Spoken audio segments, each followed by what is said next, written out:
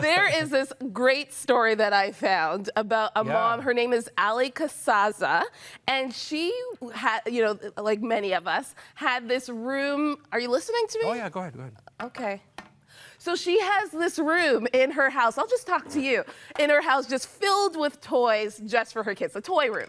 And one day she just got really sick and tired of seeing all of these toys. This is a picture of her room. It was just everything had just exploded. So she would go in, she would try to clean up the toys, and then, 5 minutes later, the kids would make a mess again. And then they would come out 5 seconds later and say, "Mom, I'm bored," which, many of you at home have probably heard your kids say.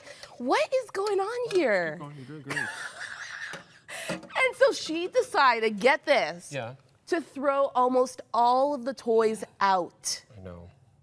Drastic. I know. Not like, we're going to take away some of the toys. Obviously, she gave the toys to you, I'm seeing. Like, what's going on here? Well, I'm just trying to prove a point here because she talks about her life was getting too cluttered and there was too much stuff to choose from. And she said she didn't enjoy motherhood anymore.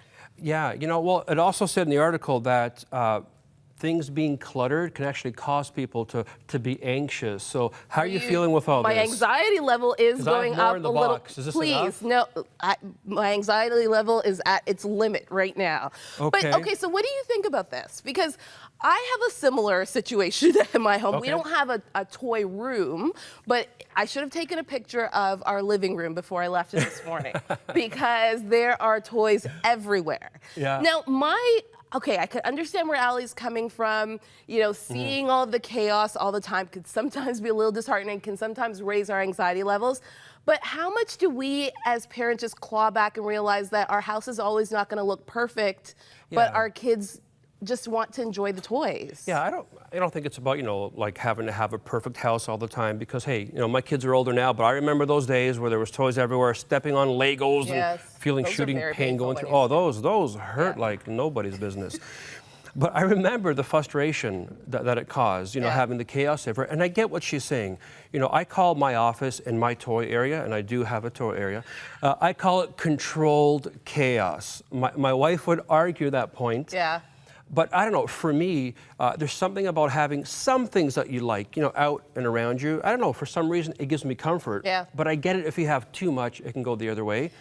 Yeah. Now, Karen's like you, right? You guys like to have stuff organized. Well, but that brings peace. I do like organization, but I almost feel that when it comes to my kids, you know what? They're only going to be kids for a certain amount of time, and then those toys are going to disappear. And I'm going to turn to Elton, and as we're old and gray, and say, "Remember when we had all those toys everywhere?" I believe that day will come, but I just think there comes a point where you just allow kids to be kids. So Allie says that she threw out all of her toys, and the kids have just they didn't complain, first of all, and their imagination has almost come to life. Like now all of a sudden they're just, so this is a picture now of this beautiful house. Look at that. My living room will never look like that. Maybe in a couple more years. But so the kids look happy and she's learned to just love motherhood again, love her children even more, and just appreciate it a lot more. So I don't know. It's interesting because I think half of me kind of agrees with Allie and half of me thinks, you know what, it's only for a certain amount of time. And I do think there's excess. I do agree with that. There,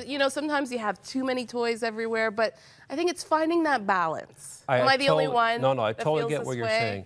No, well, it says here, her mantra is, if you don't need it, if you don't use it, and if you don't love it, get rid of it. Yeah. And that's why I brought this out here, because I want you, Canada, to help me make my case to my dear wife that I need this stuff. So why do you need this Star Trek Enterprise Star thingy? Trek is important.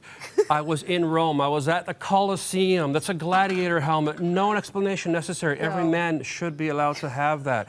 This is a piece of Assyrian aircraft shot down by the Israeli army in 1973 during this controlled chaos. Well, our show is not controlled chaos. Well, is it? It's controlled. It's a little controlled chaos. In a good way.